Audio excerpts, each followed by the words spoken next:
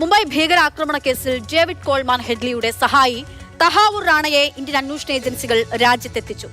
ഇനി നീക്കം മുഖ്യ സൂത്രധാരൻ ഹെഡ്ലിയിലേക്കാണ്.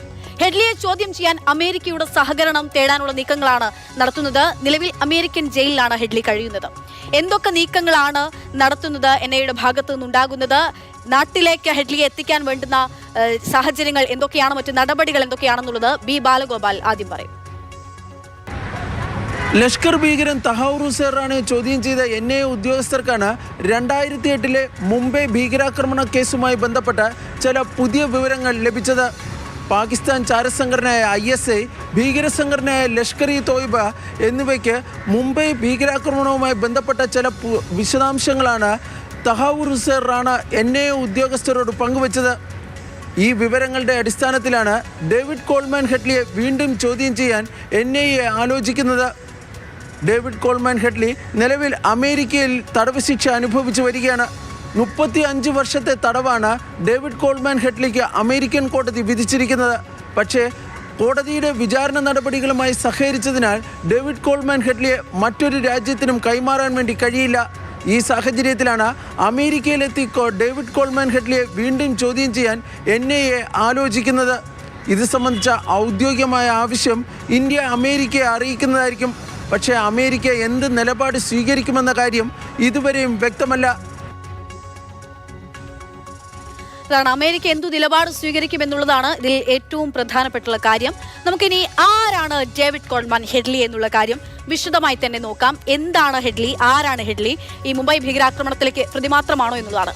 പാക് അമേരിക്കൻ ഭീകരനാണ് ഡേവിഡ് കോൾമാൻ ഹെഡ്ലി.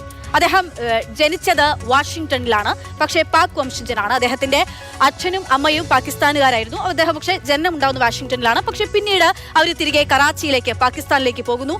അവിടെ നിന്ന് ആദ്യം ഒരു മയക്കുമരുന്ന് കടത്ത് കേസുകളിൽ സജീവമാകുന്നു. അങ്ങനെയാണ് ഹെഡ്ലി ആദ്യമായിട്ട് അറസ്റ്റ് ചെയ്യപ്പെടുന്നത്. അവിടെയാണ് ഹെഡ്ലിയുടെ ആ തരത്തിലുള്ള ക്രിമിനൽ പ്രവർത്തനങ്ങൾക്ക് തുടക്കമുണ്ടാകുന്നത്.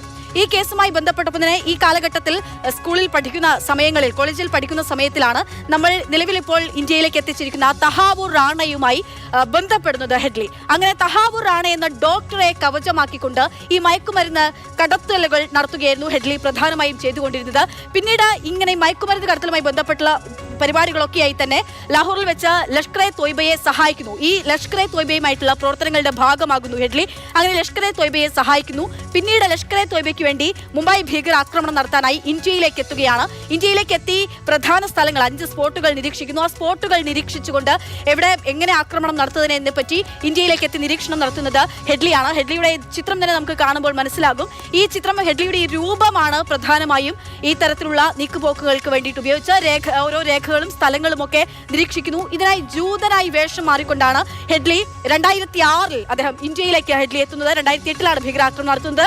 ഇതിൽ അൽ-ഖ്വയ്ദ, ISI തുടങ്ങിയിട്ടുള്ള മറ്റ് ഭീകര സംഘടനകളും ഒക്കെയായും ഹെഡ്ലി ബന്ധം വെച്ച് പുലർത്തുകയും ചെയ്തിരുന്നു. ഇതിൽ പിന്നീട് ഷിക്കാഗോയിൽ വെച്ചാണ് ഹെഡ്ലി പോലീസിന്റെ അറസ്റ്റിലാകുന്നത്. 2013 FBI അറസ്റ്റ് രേഖപ്പെടുത്തുന്നത്. 2013 ഷിക്കാഗോയിൽ അറസ്റ്റിലാകുന്നു. 35 വർഷം തടവാണ് അതിനുശേഷം കോടതി വിധിക്കുന്നത്. അങ്ങനെ 35 വർഷം തടവിന് ശിക്ഷിക്കപ്പെട്ടുകൊണ്ട് തടവിൽ കഴിയുകയാണ് നിലവിൽ ഹെഡ്ലി. റാണ നൽകിയിട്ടുള്ള വിവരങ്ങൾ നിലവിൽ ഇപ്പോൾ നമ്മുടെ അന്വേഷണ ഏജൻസികളെ സംബന്ധിച്ചിടത്തോളം റാണ നൽകിയിട്ടുള്ള വിവരങ്ങളാണുള്ളത്. ആ വിവരങ്ങൾക്ക് അടിസ്ഥാനപ്പെടുത്തിക്കൊണ്ടാണ് ഹെഡ്ലിയെ തിരയുകയും ചെയ്യുന്നത്. ഇതിനിടയിൽ 2010 ഒരു തവണ മാത്രമാണ് വീഡിയോ കോൺഫറൻസ് വഴി ഇന്ത്യയിൽ അന്വേഷണ ഏജൻസികൾക്ക് ഹെഡ്ലിയെ ചോദ്യം ചെയ്യാൻ സാധിച്ചിരിക്കും. എന്തായാലും അമേരിക്ക എന്തു തീരുമാനമെടുക്കും എന്നുള്ളത് തന്നെയാണ് ഇതിൽ നിർണായകമാകുന്നത്. ഡേവിഡ് കോൾമാൻ ഹെഡ്ലിയെ ഇന്ത്യയിലേക്ക് എത്തിച്ച് മുംബൈ ഭീകരാക്രമണ കേസിന്റെ കൂടുതൽ അന്വേഷണത്തിലേക്ക്, അതിന്റെ ഉറവിടം ഉൾപ്പെടെ മറ്റ് നമുക്ക് ഇനിയും ഉയർത്തുന്ന രാജ്യം ഒന്നാകെ ചോദിക്കുന്ന ഒരുപാട് ചോദ്യങ്ങളുണ്ട്. അതിനുള്ള മറുപടികൾ കിട്ടാൻ